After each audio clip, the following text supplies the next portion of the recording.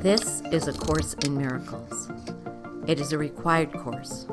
Only the time you take it is voluntary. Free will does not mean that you can establish the curriculum. It means only that you can elect what you want to take at a given time.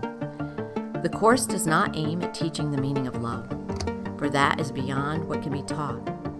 It does aim, however, at removing the blocks to the awareness of love's presence, which is your natural inheritance.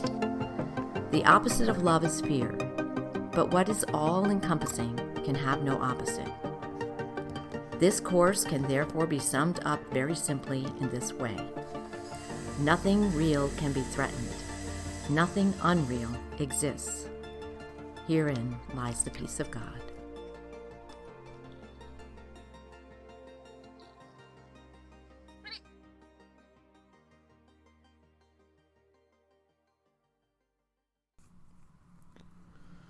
This is A Course in Miracles, Chapter 10, The Idols of Sickness, Section 4, The End of Sickness. All magic is an attempt at reconciling the irreconcilable.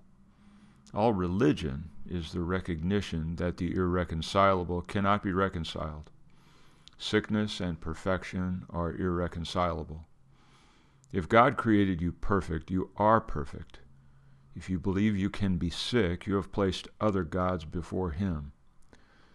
God is not at war with the God of sickness you made, but you are. He is the symbol of deciding against God, and you are afraid of him because he cannot be reconciled with God's will. If you attack him, you will make him real to you. But if you refuse to worship him in whatever form he may appear to you, and wherever you think you see him, he will disappear into the nothingness out of which he was made. The idea about magic and religion being religio, the linking back with your original nature, and then magic is an attempt to take partial information and create a coherent narrative out of partial information. You know, the lady is sawed in half, and yet she gets put back together again. The art of illusion, the art of pulling the wool over our eyes, but we like it. The art of deception. Yeah. And nowadays our media is very grand about it. I mean, it's been times that those same images come up, so we don't know. I mean, a lot of things that are coming at us are a form of deception and magic these days. So we do have this crazy thing here. It says sickness and perfection are irreconcilable. So say a lot of what we call religion is magic, as we were discussing. Yeah, we were discussing that because it is irreconcilable. You know, if you're steeped in any particular religious practice, like traditional religions of Catholicism and Judaism and Muslim, all of them, there's always going to be places where it seems like one part of it doesn't reconcile with the rest of it. And you have to use faith and belief, and use that as your way of reconciling the difference that you're experiencing, whatever that is. Well, why would I make something that creates a lack of peace and harmony, thinking that I like peace and harmony? You know, people everywhere want peace and harmony. Well, that's the trick of the ego. To me, the trick of the ego is deception, is that it will always make it feel like you can accomplish the thing that you cannot accomplish. I can go at this particular thing, and it will, I'll be the hero. And, I say, oh, wow, that worked. That worked for me. And then the next time you try it, it doesn't work for some reason, Now, the last thing on this paragraph is worship. What do you understand as worship? Because it says, if you refuse to worship, I'm not aware that I created a genie, that I'm worshiping what he tells me. And the God of sickness, we already said, it's about a lot more than the flu. Yeah. It's about my whole posture towards reality, my whole posture towards how I go through all the stages of my life, all relationships and everything else. Okay, this is one thought I had on it. Earlier, I had this thought. Let's say you're going to do a worship service. You want candles some sort of nice tablecloth, nice setting. You have some prasad, some fruit, you have an image, an icon on an altar. Yeah. None of that is worship, really. Right. All of that is just preparing for worship. The reason I have bought the icon or put it up there, the reason I have bought the candles and lit them, the reason I have the skull or the bones or whatever it is that I'm putting on an altar to make it auspicious, whatever it is I'm putting on there. I'd say it's refused to put your belief in it, to believe that you can be sick, to believe that I can be destroyed, to believe, it's to refuse to worship that idea that, I'm vulnerable. Okay, all right. So let's say sickness is always the good test case. Sickness is the good test case because physical sickness. Because as I'm sitting here right now, I'm going, yeah, chances are really good. Phil, what are the odds you're going to get sick sometime in the next 10 years? Well, I don't know, 100%? Yeah. So I've allowed this I've given this thing existence. Yes, absolutely. And I see no possibility of eliminating it. This thing called worship and this thing called sickness, worshiping the God of sickness, I guess just let's go forward. But I'm thinking that understanding what that worship is, it's not buying the drugs. It's not taking your temperature. Those are all the, call them the sacramentals. Those are all the accoutrements of worship. But they are not the central worship. Before you ever buy or think about those things, you've made it real at that point. There's the sense. That's why you're doing those things. The God is a God of weakness, a God of criticism, a God of separation is the original, vulnerability. Absolutely, yeah. So, paragraph 2, reality can dawn only on an unclouded mind. It is always there to be accepted, but its acceptance depends on your willingness to have it. To know reality, it must involve the willingness to judge unreality for what it is. To overlook nothingness is merely to judge it correctly, and because of your ability to evaluate it truly, to let it go. Knowledge cannot dawn on a mind full of illusions, because truth and illusions are irreconcilable. Truth is whole and cannot be known by part of a mind. Reality dawning on an unclouded mind it is always there to be accepted, but its acceptance depends on your willingness to have it.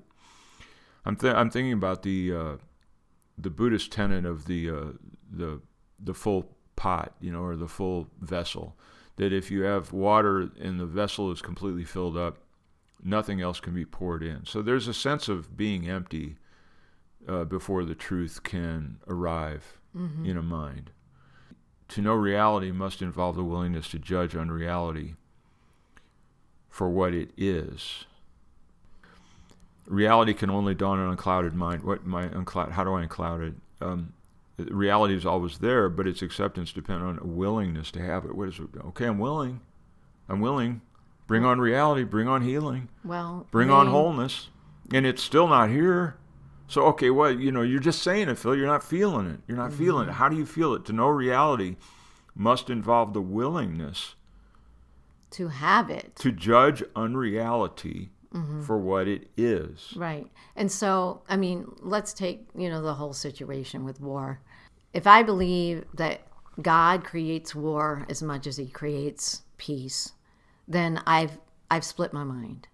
So the unreal is always that which creates fear, disturbance, upset, and everything else, because all of those things are related to an idea of myself that is vulnerable and can be hurt and can be destroyed, and that those people over there are vulnerable and can be hurt and they're being destroyed, and the land is being destroyed and the religions are being destroyed. Whatever is going on, it becomes very, very, quote, real in my mind.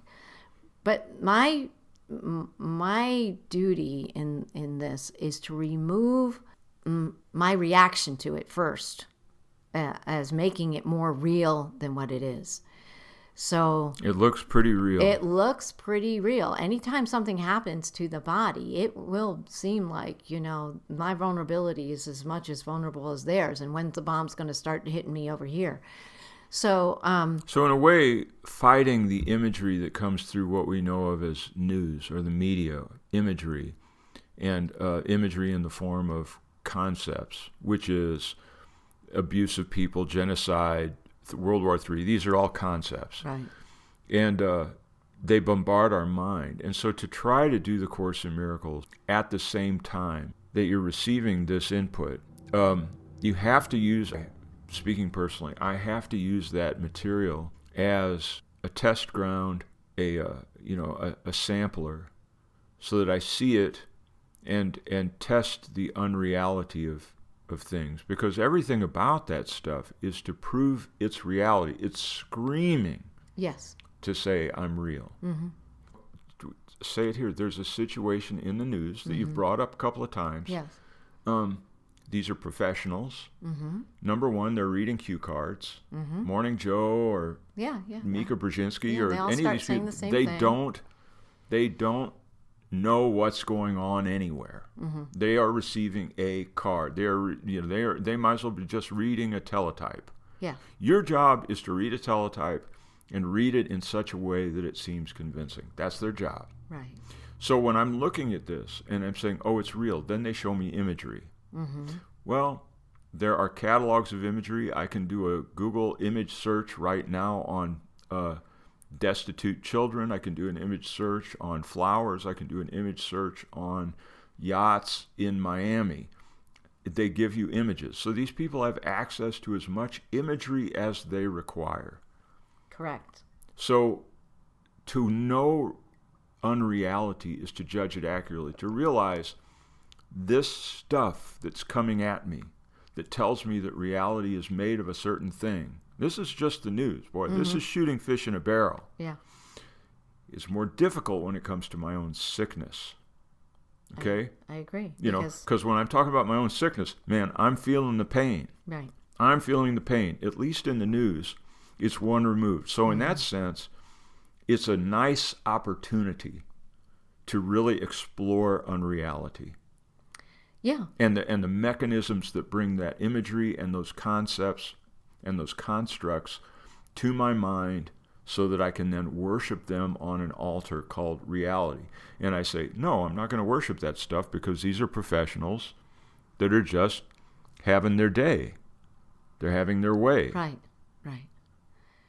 And so when it comes to the personal, where something happens to the body that you now experience all this other stuff,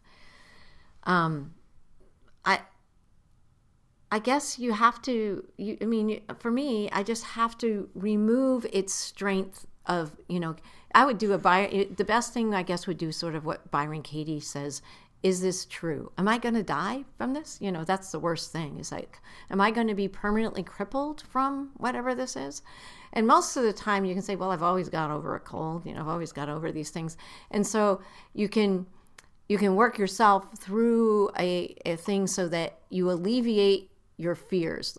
I think that everything that is done through the Course is, if you recognize that you're eternal, that even though I can't believe it in this moment, that there's a part of me that goes on and on and on, no matter what happens to this body, that if I can begin to work with that, then I have the option that when things go wrong with the body, to say, I don't need to give this all my energy and all my, I can put my mind on other things. I can sit here and meditate. I can actually choose something else as opposed to giving it more and more reality, which I think that is what the worship is to worship is to give it more and more energy, more and more belief. Well, and also to understand, it says to get that thing off the altar, to get the god of sickness off the altar, I have to understand its unreality. I've got to go into that. Mm-hmm. And one aspect of that is, like, let's say I said 100% chance Phil is going to get sick one way or another in the next 10 years. Mm-hmm. Okay, next question. Is it going to be a terminal illness? Right. What are the chances you're going to get a terminal illness? Well, I'm not going to say 100%. Yeah. Am I going to say 80%? Yeah. Is there a 20% chance I'm going to get a terminal illness? And No, again, no. yeah, What I'm saying yeah. is, I am telling you what I have erected as an idol. Oh, yeah. I see I'm what you're telling saying. you what I've erected as an idol. Yeah. Mm-hmm. No, I know. We don't go into it. We don't I agree. explore it any more than people want to explore, the reality of what their parents were when they were kids. Right. Or the reality of the cognitive dissonance they might feel in their own religious tradition. Or in a relationship. They don't want to explore those things because the false God will be exposed. I agree. And I that's a good point about self-examination whenever we're in a place of vulnerability, if we'll go there.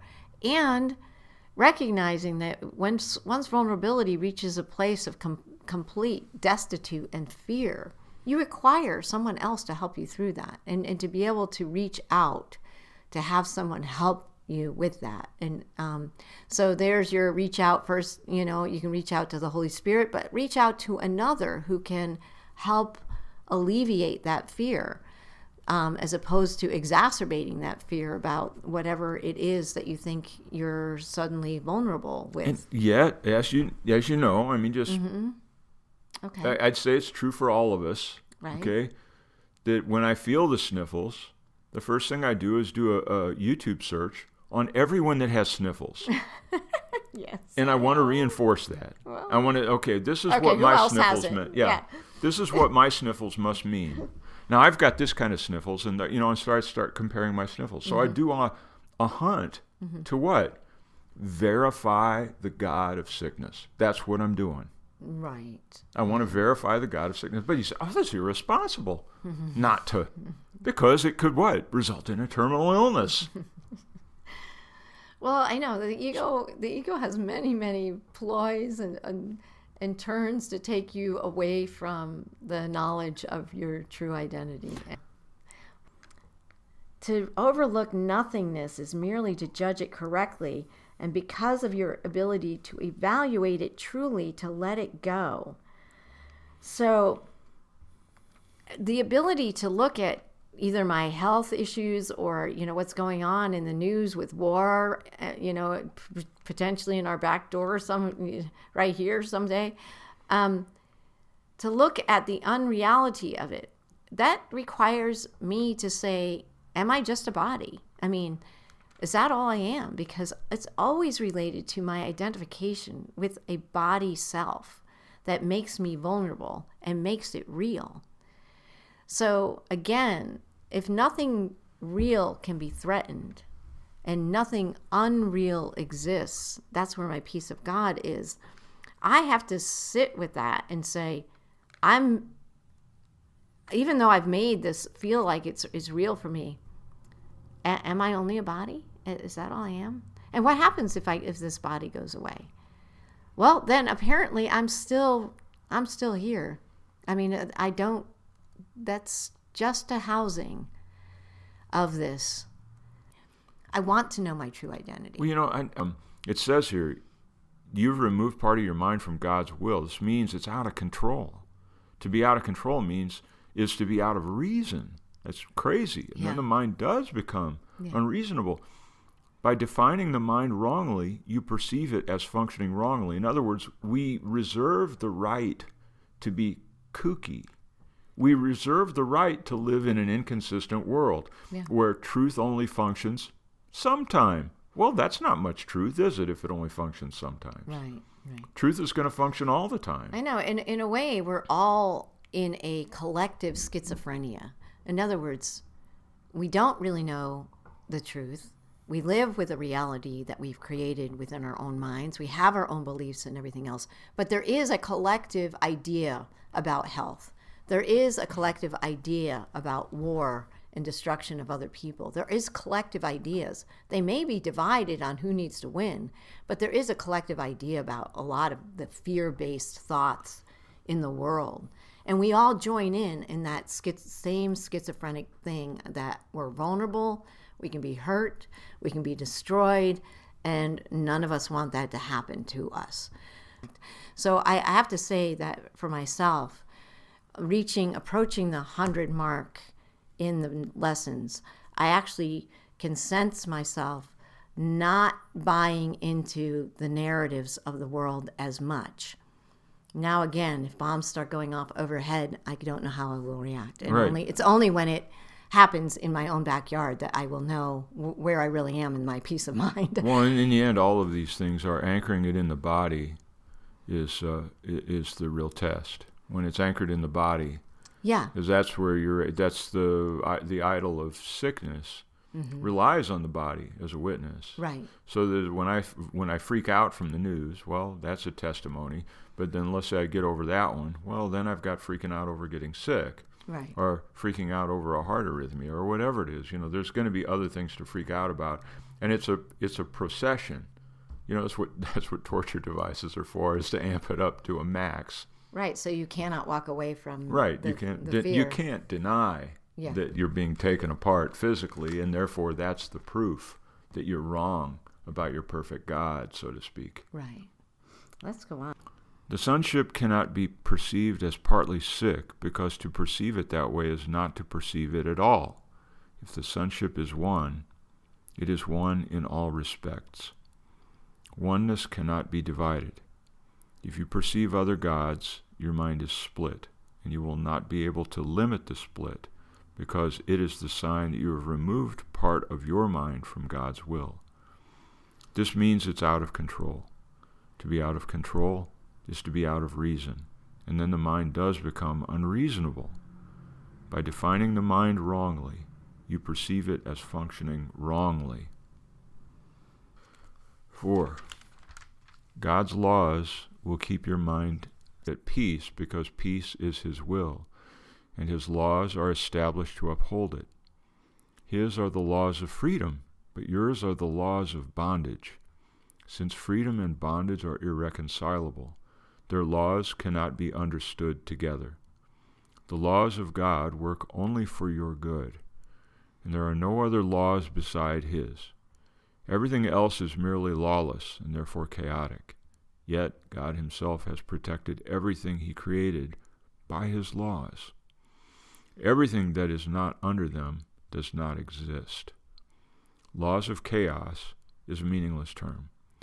Creation is perfectly lawful, and the chaotic is without meaning because it is without God.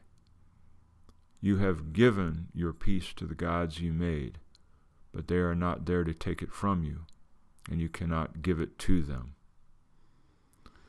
What's interesting about that is that I'd say this anticipates the whole study of chaos theory. It says that the laws of chaos is irrelevant. Well, they came up with laws within chaos. Yeah, that's how weather got to be really, really accurate within 10 days. It's another story of why weather is no longer accurate within 10 days. But back in the 80s and 90s, the weatherman was good for 10 days, and it was almost dead on for 10 solid days. Right. And they did that through using chaos theory, which is fractal reality. So in other words, ironically, they have something called laws of chaos back in the day. But that suddenly it's not chaos anymore. Yeah. And isn't that interesting? And then they made it orderly. All of a sudden the weather is... chaos is orderly. Isn't that weird? Which makes no sense. Yeah. Mm-hmm. Yeah. His laws are of freedom, but yours are laws of bondage. The sense of, I am eternal. I am the Spirit. I cannot be destroyed. And that takes a lot of practice. Well, and it takes the undoing, as it said in the other paragraph. There has to be an examination of what we call reality. The conventional reality around me has to be examined and tested. Paragraph 5. You are not free to give up freedom, but only to deny it. You cannot do what God did not intend, because what He did not intend does not happen. Your gods do not bring chaos. You are endowing them with chaos and accepting it of them. All this has never been. Nothing but the laws of God has ever been, and nothing but His will ever be. You were created through his laws and by his will, and the manner of your creation established you a creator. Whatever you have made is so unworthy of you that you could hardly want it if you were willing to see it as it is. You will see nothing at all, and your vision will automatically look beyond it to what is in you and all around you. Reality cannot break through the obstructions you interpose, but it will envelop you completely when you let them go. You know, I had another, this is another vignette along these lines. We're sitting there in Boise. The Toyota Tercel is parked on the street. A guy comes careening down the road, sideswipes the Tercel, puts an enormous dent in it, weaves off down the road, and continues on his way, hit and run. My ex comes running out and sees it, and she starts melting down. She starts basically almost crying, and then goes, I don't have to do this. And she just stops. And we go to the lady that we were staying with. She says, I know this guy who does body work. We go there, we get whatever, the insurance company to give us whatever the money was. We got it fixed for half that, and we kept the balance.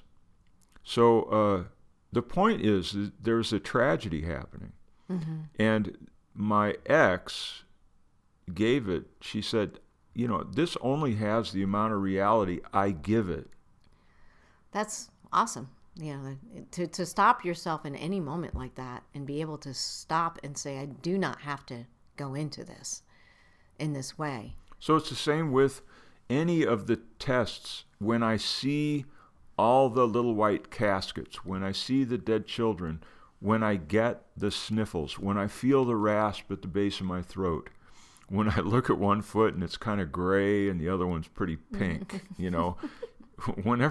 whatever symptoms I receive, whatever the symptoms are, if I buy into the narratives that dictate a certain sort of freak out and worship service at the feet of the altar of this sickness. God of sickness, yes. Whatever it is, that is my church service. It needs to be examined. It's not so much, mea culpa, my fault, I shouldn't do that. All it has to do, what the Course is saying, and I believe this, examine it. As the ex did, she just catches herself and goes, I don't know why I'm losing it. There's a hit and run. He's gone. I didn't get the license plate. There's a dent in the car. Right. Mm-hmm. Now I got reality, a dent in the car, and it worked out great. We had, a couple hundred extra bucks. You're not free to give up freedom because God's laws and his will are my freedom. The only way I will experience true freedom is by submitting to the belief that I could never have left the one loving presence. That is my freedom. That is my salvation. That's where I feel safe. And I have to want to enter into that so that I can understand my true safety is never inviolate. My true freedom can never change. The peace of God can never leave me. The joy of God can never leave me. And so all of this is saying, I've bought into all of that other chaos stuff.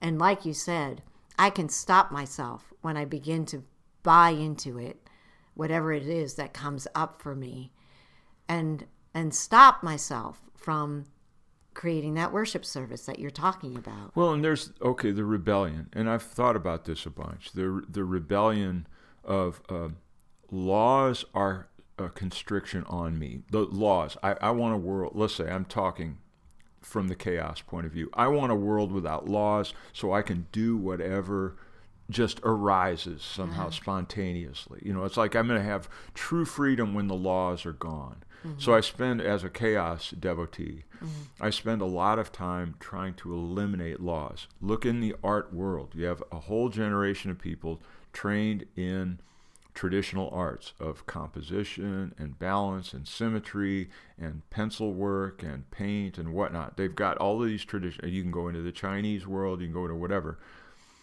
And they decide at some point in the early 1900s or something that the laws of art, the laws of that were restrictive. It came up the same time as Trotsky with perpetual revolution. Perpetual evolution, perpetual revolution. This came up, and he said, I'm going to chunk all those laws. Well, what ended up happening was we ended up being enslaved by the basest aspects of a person. You gave up the laws of structure that allowed freedom of expression in a certain way. And laws of beauty.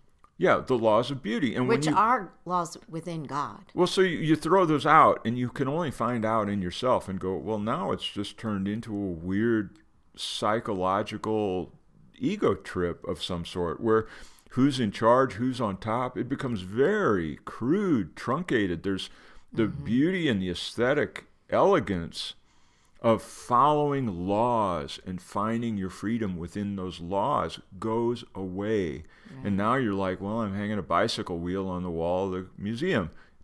That's art. Well, no, I don't see it that way. Well, then you got a problem. So then we end up in do you understand, a cognitive dissonance. Absolutely. A psychological battle. Yeah. A guy is crucified on a Volkswagen. Yeah, no, there's so many bizarre reality. But it's an effort to go outside of tradition, outside of the laws. And what I'm saying is we've done that generally at a deeper level within ourselves. It might be interesting to find out that it's the precursor of, deconstructionism as opposed to that which is constructive and works within the laws of nature and the laws, and therefore the laws of what a body requires working through the world, that it actually causes enough friction and uncomfortableness that there is a desire for a return to natural laws, and therefore even a desire, therefore, for God's laws at a subconscious level. Sometimes when things are pushed to extremes, we actually see that we desire the opposite of all the things that we thought that we wanted in this, quote, freedom to express, freedom to do what I want, freedom to do this. All of a sudden it's like, wow, that was a crazy experiment. I don't think I really want to participate with that anymore. It's not really working for family. It's not working for the society. It's not working for how things are being built. In other words, what you said, you push laws to an extreme and then blow them up. Yeah, it seems to be. So we play a game. Yeah, it seems like a game of humanity that does that.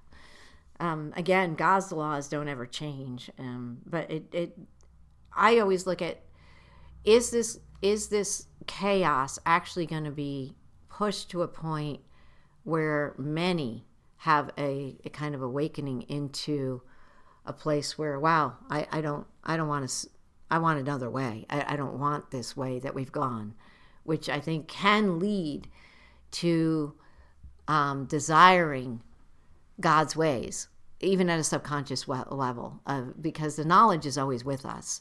The knowledge of desiring that peace, desiring a loving world, desiring, those things can come out of these things. I don't like it, but it seems like humanity doesn't wake up any other way, unfortunately. Paragraph 6. When you have experienced the protection of God, the making of idols becomes inconceivable. There are no strange images in the mind of God, and what is not in his mind cannot be in yours, because you are of one mind, and that mind belongs to him. It is yours because it belongs to him. For to him ownership is sharing. And if it is so for him, it is so for you. His definitions are his laws, for by them he established the universe as what it is. No false gods you attempt to interpose between yourself and your reality affect truth at all. Peace is yours because God created you, and he created nothing else. You have any thought? God is always thought of as this extraordinary, out of ordinary, something that's beyond me, that the idea that I could be like it, and in fact I must be like it because it's the only thing that's been created, is just something that I need to sit with and embrace. And I would say that's the main thing about that paragraph for myself. Well, and that God didn't like cobble the universe together out of different pieces and then screw them together somehow. You know, that his laws, his definitions are his laws. And even the substance of my own body, the substance of the illusory reality around me, the substance of the spiritual reality that underlies it. All these are one thing. Right. It's all just one thing. It's not like there have been overlays and things. The only overlay that's allowed me is to deny reality, to deny freedom, to deny these things that are really, really there. The other thing that's astounding is DNA. You know, there's 60 miles of DNA in a cell. 60 miles in each cell. Like if you laid them alongside one another, I guess, each little signal. Is that how it? It's a string. Yeah, it's a DNA molecule is considered a crystal, and that in the 5-element theory, where you have earth, air, fire, water, and ether, the earth element would be the crystal, and that's the most stable aspect. So DNA isn't fluid.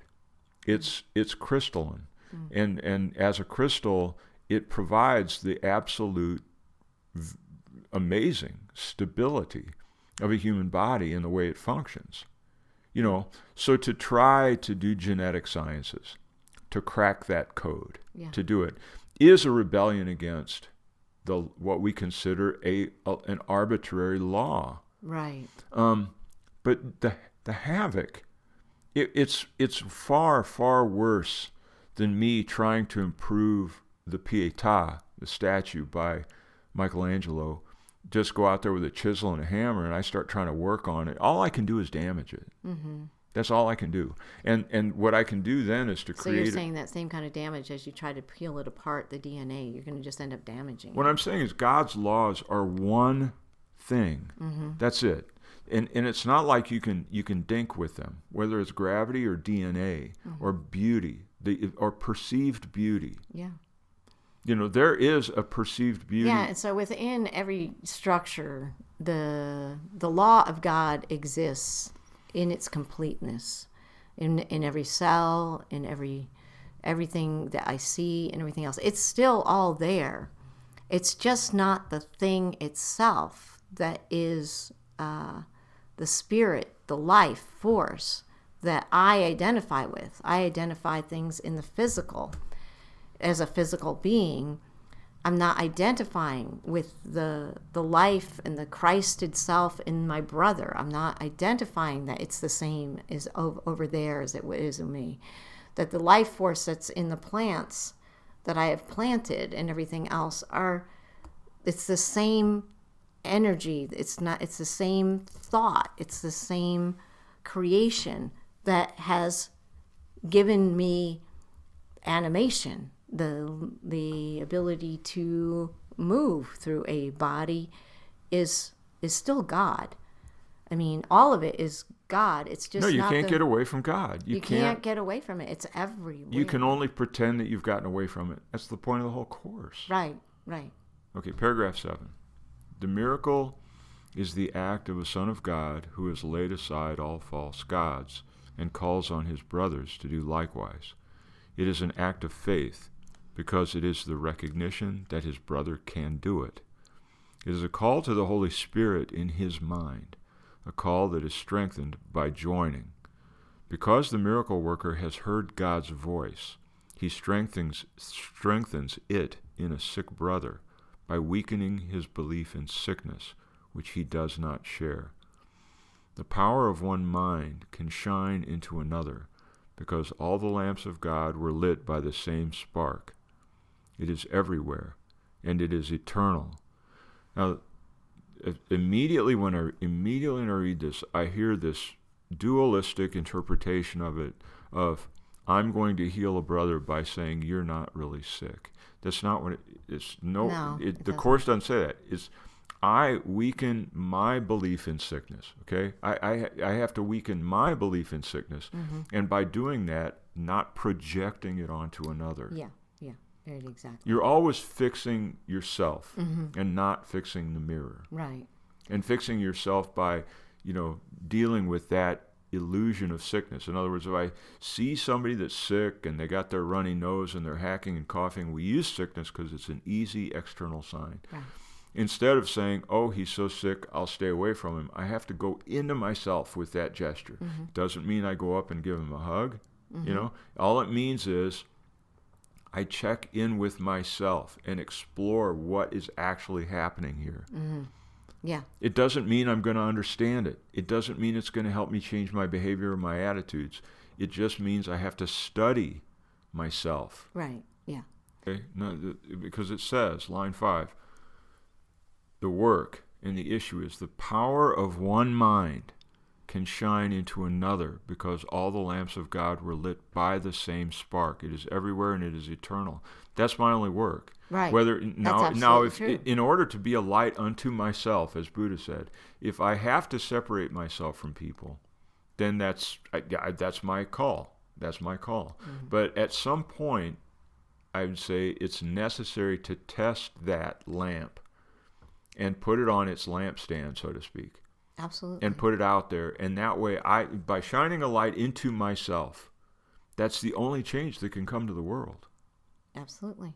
And apparently, in our last lesson, that every time we get a glimpse of the light within ourselves, it can take 1,000 years off of this great awakening.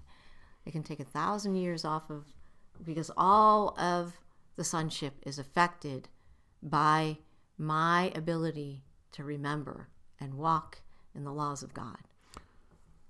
Paragraph 8 is a remarkable one, and it always sticks out for me. So this is it. In many, only the spark remains, for the great rays are obscured. Yet God has kept the spark alive, so that the rays can never be completely forgotten. If you but see the little spark, you will learn of the greater light, for the rays are there unseen. Perceiving the spark will heal, but knowing the light will create. Yet in the returning, the little light must be acknowledged first, for the separation was a descent from magnitude to littleness. But the spark is still as pure as the great light, because it is the remaining call of creation. Put all your faith in it, and God himself will answer you. So we have a spark, and we don't have access to what it's calling the great rays. Now, where on earth does this metaphysic come from? I know that there is a whole religion that spun off of this concept of great rays. Yeah. But it's implying that there is some sort of creative spectrum that we are a part of and that we could know as a greater reality, and it's still an illusion. I mean, it's still of the illusory quality. In other words, it's still perceivable, the great rays. It's giving me, saying, hold on to this spark. Absolutely. And what is this spark? If you see the little spark, what is that spark? In so many, only a spark remains. What's the spark? Is that the little willingness? What's the spark? It's the spark that is it's in me that can reunite with what they're calling the great rays and then all of God. So it's the light of just simple awareness. It's just simple awareness, just becoming aware and not being an automaton. Aware of your oneness. I would say that the spark is that little willingness that allows for those moments of awareness, as you said, awareness that come in that says, oh, I'm at peace. And I truly am at peace. That can only come, when you're really at peace, when you feel moments of undisturbability, where things are not disturbing you for some reason. That is a moment of awareness that I have allowed myself to be united with the One. However brief those moments are, is to count them as the spark that brings me to awareness, so that the light and the spark, that flame, can begin to grow within me and grow and grow and grow. And I think there is at some point a recognition of what he's calling here the great rays, but it's only mentioned, this might be the only place, and maybe it's mentioned one other time. I mean, I have a whole thing that I did through the I Am Presence, which talks about the great rays, and it is a spectrum of lights and colors and things like that. But I do not know if the Course is speaking of them as the same thing, but that is a rainbow of color. Whatever it is. Yeah. I don't know what it is. Yeah, I don't know. You know, the thing is, I'm going to say this as a contrarian. Mm-hmm. As a contrarian, as you know, I'm fond of doing. Mm-hmm. And it's that I think you overrate the feeling of peace and harmony. I think you overrate it. In other words, for me, speaking from my own experience in my skin, most of my greatest moments of awareness, I know you could define it as a peace, but it usually comes on the heels of something that feels a whole lot like turmoil, and something that feels like anything but peace.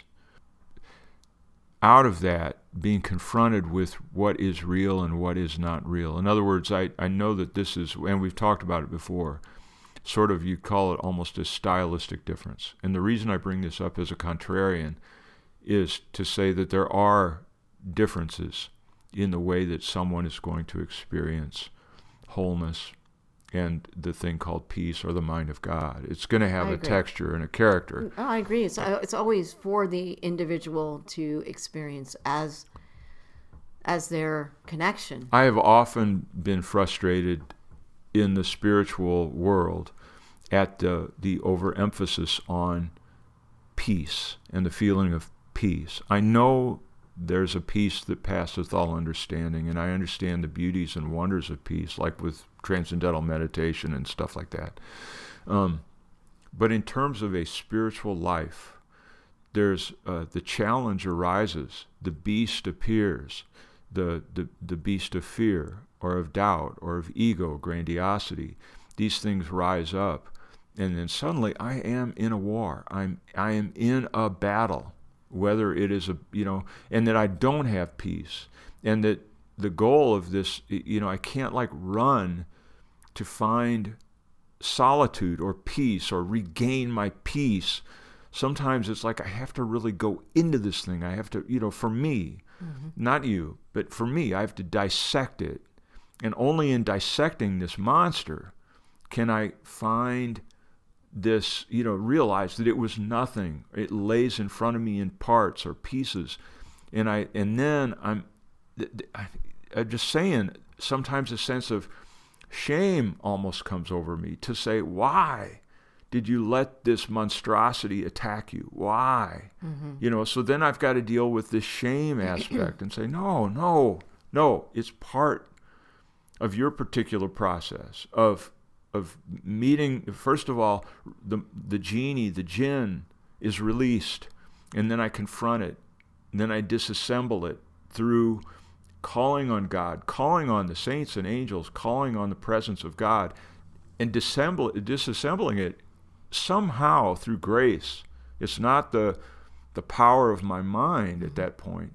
And so then I realize how helpless I am, that the tidal wave of anxiety can come over me somehow. And then when that comes over me, I say, wait, call on these entities. And then when they deliver their ministration of peace or harmony to me, then I can feel humbled, way humbled, and see this drama that I put myself in, that I'm part of. And I can only then pray, let me mature or get beyond this dramatic struggle. I understand what you're saying. I mean, there's been times in my life completely where I'm at the mercy of, the chaos that I have created in my mind and in my life. And this is a very personal thing. As far as you saying you need to dissect, mine just ends up in a crumpled surrender. I obviously, at some point, just reach a point of just, wow, okay, I do not know what I'm doing. I do not know how I got here. I don't know what, but it is feeling like a mess, and it feels like something I can't get out of. And at that point, I'm willing. There's a willingness that comes in basically because I feel like there's nothing else I can do. I'm willing to have God's answer. And it's usually me on my hands and crying and something else is happening. And that's, interestingly enough, when the peace comes over me. So peace is it can, you can almost look at the peace or the testimony that you're in the mind of God as a kind of a fruit of a courage, a fruit of a gauntlet or an ordeal sometimes. Mm-hmm. Sometimes, yeah. I mean, it's not necessarily a smooth, like, all right, let's all just breathe deep and feel this peace. No. But I get glimpses. I know that works. I'm not dissing breathing deep. No, and I get glimpses of that peace when we do those meditations with the Course. I can feel a sense of relaxation that comes over me, and I'm grateful. There's sort of a sense of gratitude that I have a few moments where I'm not busying myself up with something. Tell you what, when you become aware of the battle, Mm-hmm. the battle within, Mm-hmm. when I become aware of the battle within, the gratitude for the peace is palpable. Yeah, and there is a There is. thirstiness for peace Yes. at that point. Mm-hmm. Mm-hmm. That's it. That's it. Well, thank you very much. Thank you.